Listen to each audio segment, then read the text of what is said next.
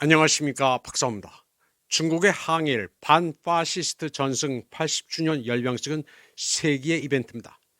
푸틴 대통령이 8월 30일부터 이례적으로 나흘을 할애에 참석하는 데다 트럼프도 30명이 넘는 초호화 기업 사절단을 이끌고 방문할 가능성이 높기 때문입니다. 트럼프의 참석 여부는 아직 확정된 것은 아닙니다. 변수는 트럼프 특유의 이랬다 저랬다 하는 변덕입니다. 트럼프가 방중할 경우 일론 머스크는 제외될 것으로 보입니다. 트럼프는 머스크의 테슬라가 미국의 보조금을 먹고 있다면서 그를 남아공으로 쫓아내겠다는 말도 했습니다.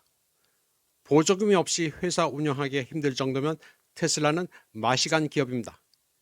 그런데 중국은 히토류로 미국의 명추를 잡고 있습니다. 당장 히토류가 부족해 미국의 대표 자동차 기업 포드가 공장을 단내 만에 날립니다. 안 가기도 거시기한 상황입니다. 이번 전승절의 흥행은 성공할 것으로 보입니다. 9월 3일이 전승절인데 마침 9월 1일 티엔진에서는 SCO 정상회의가 열립니다.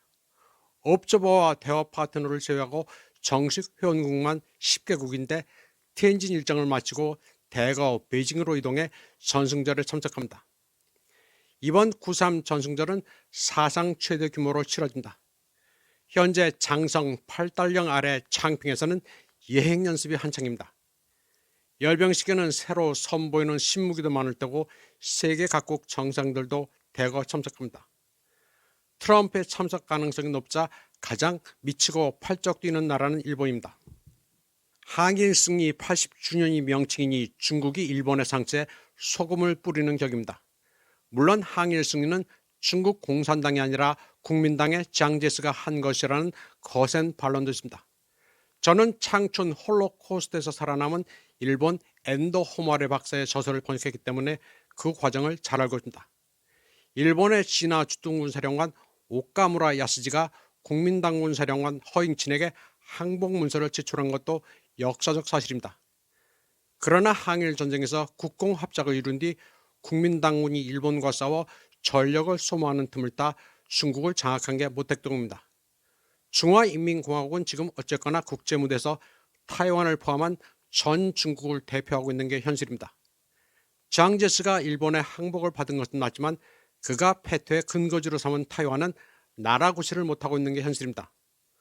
또 순원은 초기 국민당을 만드는 과정에서 소련의 지도와 도움을 받았습니다. 중국은 나름 정통성을 갖기 위해 순원의 부인 송칭링을 대륙으로 모셔 명예 국가주석직도 부여했습니다. 중국은 대륙이나 타이완이나 같은 중국인이니 항일이란 대전제에서는 별 구분이 없다는 논리입니다. 그래서 이번 전승절에는 타이완에 있는 국민당군의 노병들도 대거 초빙한다는 계획입니다. 9.3 열병절을 앞두고 시진핑의 실각설이 기승을 부리고 있습니다. 그러나 시진핑은 건재하다고 보는 게 맞습니다. 6월 30일 중공중앙정치국은 당중앙 의사결정기구 공작 조례를 심의했습니다.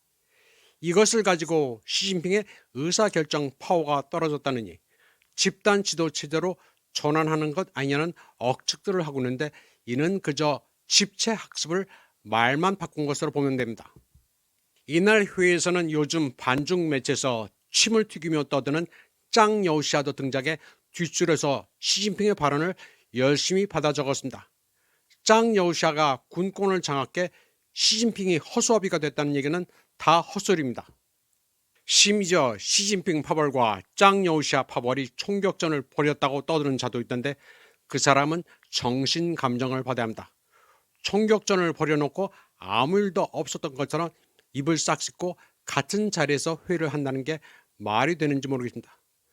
중국 공산당의 교관지 추수는 7월 1일자서 중공중앙총서기, 국가주석, 중앙군사위 주석 시진핑이 단결 분투는 중국 인민이 역사적 위협을 창조하기 위해 반드시 거쳐야 할 길이라는 문장을 게재했습니다.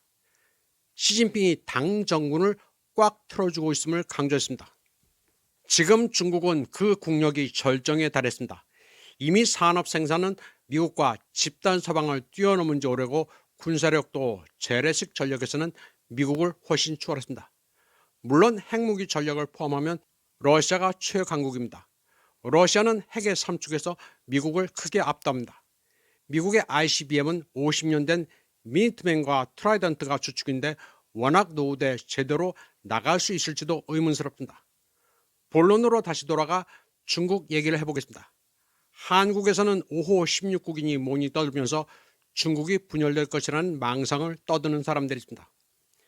그들이 흔히 제시하는 중국 분열 상상론입니다.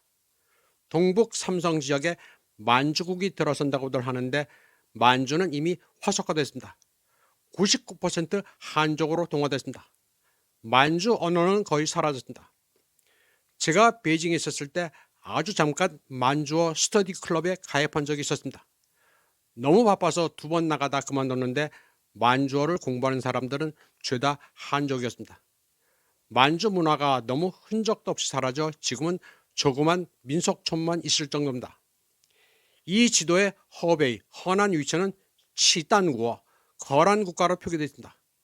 거란은 지금 서아시아 쪽으로 흩어져 흔적도 없습니다. 또 내몽고와 외몽고가 통일된 대몽고국이 있는데 이는 상상 불가입니다. 또 신장 위구르 지역이 동투르키스탄 국으로 표기되는데 이 또한 몽상입니다. 신장 위구르 지역은 완전히 중국화됐습니다. 그리고 치안도 안정됐습니다. 미군이 아프간에서 철수한 덕분에 신장 위구르 지역의 테러를 지원하는 세력이 사라졌기 때문입니다. 티벳 역시 마찬가지입니다. 망명에 있는 달라이라마 세력은 영원한 망명자입니다. 티벳 독립 가능성은 0%입니다. 유럽의 중세 봉건 귀족보다 더 악랄했던 티벳 신정 체제보다 현지인들은 중국 공산당 체제를 더 선호합니다. 티벳을 중국이 먹기 전 신정 체제에서는 평균 수명이 35.5세였습니다. 국민의 95%가 노예였습니다. 귀족들이 영국제 비스킷과 통조림을 수입해 먹는 와중에 기아와 질병에 시달렸습니다. 중국 당국이 달라이라마의 종교 집단을 사교로 보는 것도 이유가 없지는 않습니다. 달라이라마는 일본 사이비 종교 옴진리교의 아사하라 쇼코와도 교분이 있었습니다. 아사하라 쇼코의 옴진리교 교리가 힌두이즘과 티벳 불교를 혼합한 것이라 달라이라마로부터 가르침을 받았다고 합니다. 신장 위구르나 티벳이나 지금은 크게 변모했습니다.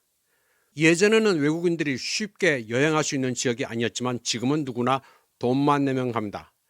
중국 당국은 이 지역을 개방하면서 서구 미디어가 떠드는 인권 탄압이 있는지 직접 와서 보라고 할 정도로 체제에 자신감을 가지고 있습니다. 중국 분열은 죄다 몽상입니다. 지금 중국은 역사상 가장 강력한 통일 국가를 이루고 있습니다. 이는 러시아를 해체해 자원을 나눠 먹겠다는 앵글로색슨과 네오나치의 몽상과도 닮아 있습니다. 이번 방송은 여기까지 하겠습니다. 시청해주신 여러분 감사합니다.